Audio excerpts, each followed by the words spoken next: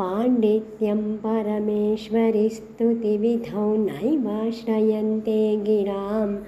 मैरिञ्चान्यपि गुम्फनानि विगलद्गर्वाणि शर्वाणि ते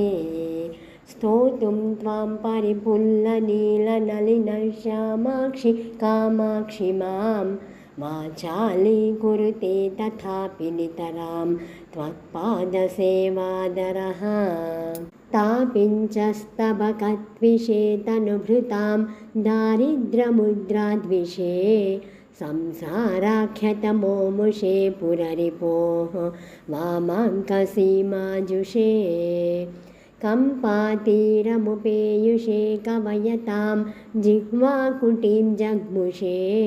विश्वत्राणपुषे नमोऽस्तु सततं तस्मै परं ज्योतिषे ये सन्ध्यारुणयन्ति शङ्करजटा कान्तारचन्द्रार्भकं सिन्धूरन्ति च ये पुरन्दरवधू सीमान्तरे पुण्यं ये परिपक्वयन्ति भजतां काञ्चीपुरे माममी पायासुः परमेश्वरप्रणयिनी पादोद्भवः पांसवः।